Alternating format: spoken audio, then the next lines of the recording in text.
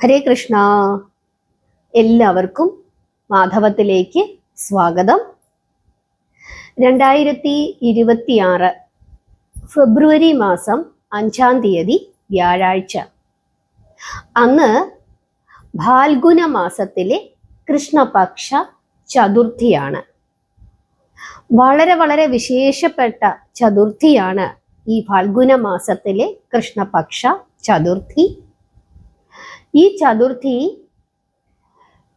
ദ്വിജ പ്രിയ സംഗഷ്ടി ചതുർത്ഥി എന്നാണ് അറിയപ്പെടുന്നത്. ദ്വിജപ്രിയ സംഗഷ്ടി ചതുർത്ഥി. അതായത് നമുക്ക് എല്ലാവർക്കും അറിയാം, ചതുർത്ഥി ദിവസം നമ്മൾ വിശേഷിച്ച് വിഘ്നേശ്വരനെയാണ് പ്രാർത്ഥിക്കുന്നത്. വിഘ്നേശ്വരന്റെ ദ്വിജ പ്രിയ രൂപത്തെയാണ് നമ്മൾ അന്നേ ദിവസം പ്രാർത്ഥിക്കേണ്ടത്. ചന്ദ്രോദയ സമയം വരെയാണ് നമ്മൾ വ്രതമെടുത്ത് പ്രാർത്ഥിക്കേണ്ടത്. അന്ന് രാത്രി, അതായത് 2026 ഫെബ്രുവരി മാസം 5-ാം തീയതി രാത്രി 9:30 മണിക്കാണ് ചന്ദ്രോദയം നടക്കുന്നത്. രാത്രിയിൽ നമ്മൾ ഏതു പ്രദേശത്താണോ താമസിക്കുന്നത്, നമ്മൾ നോക്കുക, ചന്ദ്രഭഗവാനെ ആകാശത്ത് ചന്ദ്രഭഗവാൻ പ്രത്യക്ഷപ്പെടുന്നത് നോക്കുക. ചന്ദ്രഭഗവാനെ എപ്പോഴാണോ നമുക്ക് കാണാൻ സാധിക്കുന്നത്, ആ സമയത്ത് നമ്മളൊരു തട്ടത്തില് ഒരു മൺചിരാത് തെളിയിക്കണം. ആ തട്ടത്തില് കുറച്ച് പൂക്കളൊക്കെ നമ്മൾ സമർപ്പിക്കണം. ഒരു കൊച്ചു പാത്രത്തില്, ഒരു കൊച്ചു കിണ്ടിയിലോ അല്ലെങ്കിൽ കൊച്ചൊരു മൊന്തയിലോ കുറച്ച് ജലം എടുക്കുക. അതിനകത്തേക്ക് കുറച്ച് പൂക്കള് സമർപ്പിക്കുക. നമ്മുടെ ഈ തട്ടത്തിനകത്ത് നമ്മൾ വിളക്ക്, ഒരു കൊച്ചു മൺചിരാത്, കുറച്ച് പൂക്കള്, അതുപോലെ തന്നെ എന്തെങ്കിലും നൈവേദ്യമായി സമർപ്പിക്കാനായിട്ട് പഴമായിക്കോട്ടെ അല്ലെങ്കിൽ മറ്റെന്തെങ്കിലും സ്വീറ്റ് ആയിക്കോട്ടെ, എന്തെങ്കിലും ഒരു പ്രസാദം കൂടി നമ്മൾ സമർപ്പിക്കുക, അതിനകത്തേക്ക് വെക്കുക. അതിനുശേഷം നമ്മൾ ആദ്യമായിട്ട് ചന്ദ്രഭഗവാനെ കൈകൂപ്പി പ്രാർത്ഥിച്ചതിനു ശേഷം പിന്നീട് നമ്മുടെ കയ്യിലിരിക്കുന്ന ആ ഒരു മൊന്തയ്ക്കകത്ത് അല്ലെങ്കിൽ കിണ്ടിക്കകത്തിരിക്കുന്ന ജലം നമ്മൾ ചന്ദ്രഭഗവാന് അഭിഷേകം ചെയ്യുന്നതായി സങ്കല്പിച്ചുകൊണ്ട് ആകാശത്തേക്ക് നോക്കി നമ്മൾ അന്തരീക്ഷത്തിലൂടെ ആ ജലം താഴേക്ക് സമർപ്പിക്കുക. അതിനുശേഷം നമ്മൾ നമ്മുടെ കയ്യിലുള്ള ആ തട്ടത്തിലുള്ള ആ മൺചിരാതിൽ ദീപം തെളിയിച്ചതിനു ശേഷം ആ തട്ടത്തോടു കൂടി നമ്മൾ എടുത്ത് ഭഗവാന് 3 തവണ ആരതി ചെയ്യുക. അതിനുശേഷം ചന്ദ്രഭഗവാന് പൂക്കൾ സമർപ്പിക്കുന്നതായി സങ്കല്പിച്ചുകൊണ്ട് നമ്മുടെ തട്ടത്തിലുള്ള പൂക്കൾ എടുത്ത് ചന്ദ്രഭഗവാനെ നോക്കി ചന്ദ്രഭഗവാന്റെ മുമ്പിലേക്ക് ചന്ദ്രഭഗവാനെ നമ്മൾ പുഷ്പങ്ങൾ അർപ്പിക്കുന്നത് പോലെ നമ്മൾ സമർപ്പിക്കുക. ഇതെല്ലാം അന്തരീക്ഷത്തിലേക്ക് വേണം നമ്മൾ ചെയ്യാനായിട്ട്. ഭഗവാനെ നോക്കി ചെയ്യണം. അതിനുശേഷം കൈകൂപ്പി നമ്മൾ ഭഗവാനോട് പ്രാർത്ഥിക്കണം. അതിനുശേഷം നമ്മൾ തിരിച്ചു വന്ന് നമ്മുടെ പൂജാമുറിയിൽ വന്ന് വിഘ്നേശ്വരനെ പ്രാർത്ഥിച്ചതിനു ശേഷം നമ്മൾ വ്രതകഥയൊക്കെ ഓർത്ത് പ്രാർത്ഥിക്കണം. വ്രതകഥ ഞാൻ നിങ്ങൾക്ക് പറഞ്ഞു തരാം. അതൊക്കെ പറഞ്ഞ് പ്രാർത്ഥിച്ചതിന് ശേഷം നമ്മൾ നമ്മുടെ ആ തട്ടത്തിനകത്ത് നമ്മൾ എന്തെങ്കിലും ഒരു പ്രസാദം വെച്ചിട്ടുണ്ടാകുമല്ലോ. ഒരു ലഡു ആയിക്കോട്ടെ, അല്ലെങ്കിൽ ഉണ്ണിയപ്പം ആയിക്കോട്ടെ, അല്ലെങ്കിൽ നമ്മൾ പഴങ്ങളായിക്കോട്ടെ, അല്ലെങ്കിൽ പായസം ആയിക്കോട്ടെ, എന്താണോ നമ്മൾ അതിനകത്ത് വെച്ചിരിക്കുന്നത് അതിനകത്തു നിന്നും കുറച്ചെടുത്ത് ആ തീർത്ഥവും സേവിച്ച് ആ പ്രസാദവും കുറച്ചെടുത്ത് നമ്മൾ കഴിച്ചിട്ട് നമ്മുടെ ആ ഒരു വ്രതം അവസാനിപ്പിക്കാവുന്നതാണ്. അങ്ങനെയാണ് ചെയ്യേണ്ടത്. പകൽ സമയത്ത് എങ്ങനെ ഇരിക്കണം, ഉപവസിക്കാൻ സാധിക്കുന്നവർക്ക് ഉപവസിക്കാം. അതല്ല പാലും പഴങ്ങളും കഴിച്ചിരിക്കുന്നവർക്ക് അങ്ങനെ ഇരിക്കാം. അതല്ല ഗോതമ്പ് അങ്ങനെയുള്ള ധാന്യങ്ങൾ കഴിച്ച് അങ്ങനെ ഇരിക്കണം, എനിക്ക് അങ്ങനെ പറ്റുള്ളൂ എന്നുള്ള സാഹചര്യം ഉണ്ടെങ്കിൽ അങ്ങനെ ഇരിക്കുക. എന്തായാലും നമ്മൾ തന്നെ തീരുമാനിക്കുക. നമ്മുടെ ആരോഗ്യസ്ഥിതി എങ്ങനെയാണോ അതനുസരിച്ചിട്ട് ചെയ്യുക. കഴിയുന്നതും അരിഭക്ഷണം ഒഴിവാക്കിക്കൊണ്ട് ഇരിക്കാനായിട്ട് ശ്രദ്ധിക്കുക.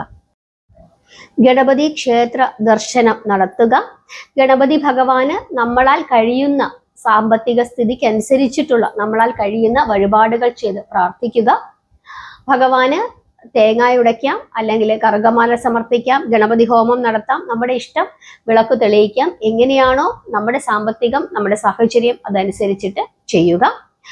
വീട്ടില് അരിയും പാലും നെയ്യും പഞ്ചസാരയും ഉപയോഗിച്ചിട്ടുള്ള പായസം ഉണ്ടാക്കി സമർപ്പിക്കുന്നത് വളരെ ശ്രേഷ്ഠമാണ്. അരിപ്പായസം, അതിൽ നെയ്യും പഞ്ചസാരയും നിർബന്ധമായും ഉണ്ടാകണം. പാലു ചേർത്ത് നമുക്ക് അങ്ങനെ ഭഗവാന് പാൽപായസമായിട്ട് സമർപ്പിക്കാം. കാരണം നെയ്യും പഞ്ചസാരയും അരിയും അന്നത്തെ ദിവസം പ്രസാദത്തിൽ എന്ത് പ്രസാദമാണോ നമ്മൾ ഉണ്ടാക്കുന്നത് ആ പ്രസാദമായി നമ്മൾ സമർപ്പിക്കുമ്പോൾ അതിലുണ്ടാകണം.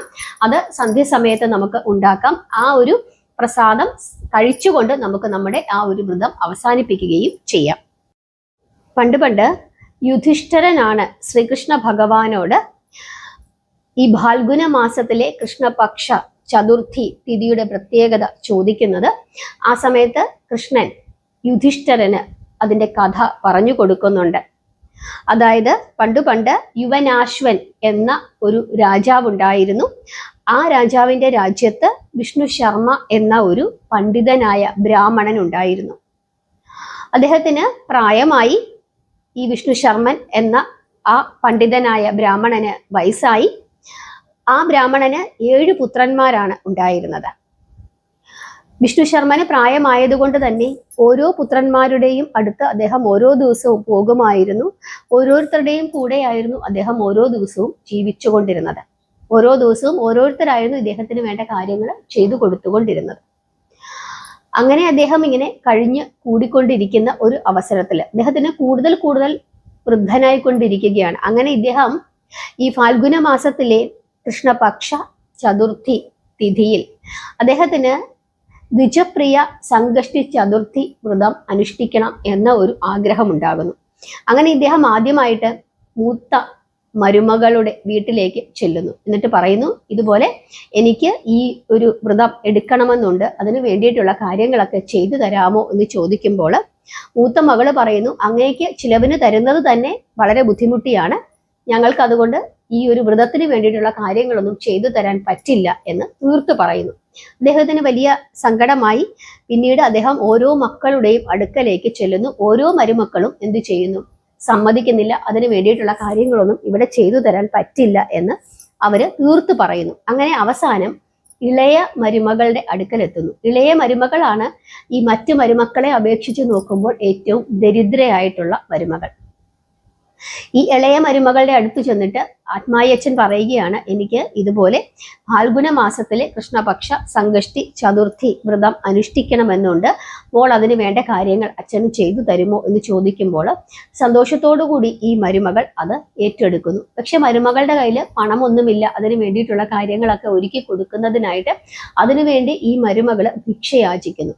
ഭിക്ഷയാചിച്ച് കിട്ടിയ പൈസ കൊണ്ട് പൂജയ്ക്ക് ആവശ്യമുള്ള കാര്യങ്ങളൊക്കെ മേടിക്കുന്നു. അങ്ങനെ അച്ഛൻ്റെ കൂടെ ഇരുന്ന് ഈ മരുമകളും കൂടി ഈ വ്രതം അനുഷ്ഠിക്കുന്നു. അങ്ങനെ രാത്രിയാകുന്നു.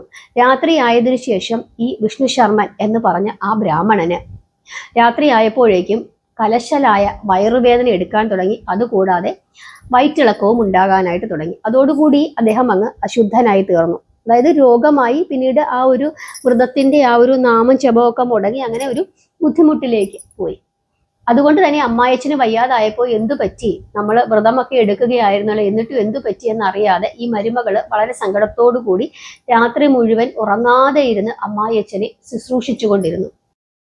പിറ്റേ ദിവസം രാവിലെ ഈ മരുമകള് കതകു തുറന്ന് മുറ്റത്തേക്ക് ഇറങ്ങിയ സമയത്ത് ആ മുറ്റത്ത് മുഴുവൻ രത്നങ്ങളും സ്വർണങ്ങളും ഒക്കെ ഇങ്ങനെ വീണ് കിടക്കുന്നതായിട്ടാണ് കാണുന്നത്. മരുമകൾ വല്ലാതെ ഭയപ്പെട്ടു. കാരണം ഇത് എന്തെങ്കിലും ആരെങ്കിലും വന്നിട്ട് പറയുകയാണ് ഞാൻ മോഷ്ടിച്ചതാണ് എന്ന് ആരെങ്കിലും പറഞ്ഞാലോ, എന്നെ കള്ളിയാക്കിയാലോ എന്നൊക്കെ, എന്തുകൊണ്ടാണ് ഇങ്ങനെ സംഭവിച്ചത് എന്നൊക്കെ ഓർത്ത് പേടിച്ചിട്ട് അമ്മായി അച്ഛനോട് വന്ന് പറയുകയാണ്, അച്ഛാ ഇതുപോലെ കതകു തുറന്നപ്പോൾ രത്നങ്ങളും വൈഢൂര്യങ്ങളും സ്വർണങ്ങളും ഒക്കെ മുറ്റത്തിതാ ചിതറിക്കിടക്കുന്നു എന്ന് പറയുന്നു. അങ്ങനെ ഈ വിഷ്ണു ശർമ്മൻ എഴുന്നേറ്റ് വന്ന് പുറത്തേക്ക് നോക്കിയപ്പോൾ ശരിയാണ്, ധാരാളം സ്വർണങ്ങളും രത്നങ്ങളും ഒക്കെ മുറ്റത്തൊക്കെ ഇങ്ങനെ ചിതറിക്കിടക്കുന്നു. ഇതെല്ലാം വിഘ്നേശ്വരൻ തന്ന അനുഗ്രഹമാണ് എന്ന് പണ്ഡിതനായ വിഷ്ണു ശർമ്മന് മനസ്സിലാകുന്നു. അദ്ദേഹം ഇതെല്ലാം വിഘ്നേശ്വരൻ തന്നതാണ് എന്ന് പറഞ്ഞ് മരുമകളെ ആശ്വസിപ്പിക്കുന്നു. അതോടുകൂടി ഇളയ മരുമകളും ഇളയ മകനും അങ്ങനെ ധനികരായി തീരുന്നു. രാവിലെ ആയപ്പോഴേക്കും വിഷ്ണു ശർമ്മന്റെ അസുഖമെല്ലാം മാറുകയും ചെയ്തു. പെട്ടെന്ന് ഒരു ദിവസം കൊണ്ട് ഇളയ മരുമകളും ഇളയ മകനും ധനികനായി തീർന്നത് കണ്ടിട്ട് വിഷ്ണു ശർമ്മന്റെ സമ്പത്തെല്ലാം ഇളയ മരുമകൾക്കും മകനും മാത്രമായി കൊടുത്തു എന്ന് പറഞ്ഞുകൊണ്ട് മൂത്ത മക്കളൊക്കെ വിഷ്ണു ശർമ്മന്റെ അടുക്കലേക്ക് എത്തുകയും പരാതി പറയുകയും ചെയ്തു. അവർക്ക് അസൂയ ഉണ്ടാവുകയും ചെയ്തു. പക്ഷേ വിഷ്ണു ശർമ്മൻ കാര്യങ്ങളെല്ലാം പറഞ്ഞ് അവരെ ബോധ്യപ്പെടുത്തുന്നു. ഇതാണ് കാര്യം. അതായത് ഈ വ്രതം എടുത്തതിന്റെ ആ ഒരു അനുഗ്രഹത്തിന്റെ ഫലമായിട്ടാണ് ഇങ്ങനെ ലഭിച്ചത് എന്നുള്ള കാര്യം അവരെ പറഞ്ഞ് ബോധ്യപ്പെടുത്തുകയും ചെയ്തു. അതോടുകൂടി അവർക്ക് പശ്ചാത്താപം ഉണ്ടാവുകയും പിന്നീട് അവർ നിരന്തരം ഗണപതി ഭഗവാനെ പ്രാർത്ഥിക്കുകയും സംകഷ്ടി ചതുർത്ഥി വ്രതങ്ങളൊക്കെ എടുക്കുകയും അങ്ങനെ അവരൊരിക്കല് ദ്വിജപ്രിയ സംകഷ്ടി ചതുർത്ഥി വ്രതം എടുത്ത് പ്രാർത്ഥിച്ചതിന്റെ ഫലമായിട്ട് ക്രമേണ മറ്റു മക്കൾക്കും സമ്പത്തുണ്ടാവുകയും അവരും ധനികരായി തീരുകയും ചെയ്തു. ഇതാണ് ദ്വിജപ്രിയ സംകഷ്ടി ചതുർത്ഥിയുടെ കഥ. ഈ കഥ കൃഷ്ണൻ യുധിഷ്ഠിരന് പറഞ്ഞു കൊടുക്കുന്നു. എന്നിട്ട് പറയുന്നു, അല്ലയോ യുധിഷ്ഠിര, അവിടുന്നും ഫാൽഗുന മാസത്തിലെ കൃഷ്ണപക്ഷ സംകഷ്ടി ചതുർത്ഥി വ്രതമായി എടുത്ത് പ്രാർത്ഥിക്കണം ഗണപതി ഭഗവാന് എന്ന് പറഞ്ഞ് അനുഗ്രഹിക്കുന്നു.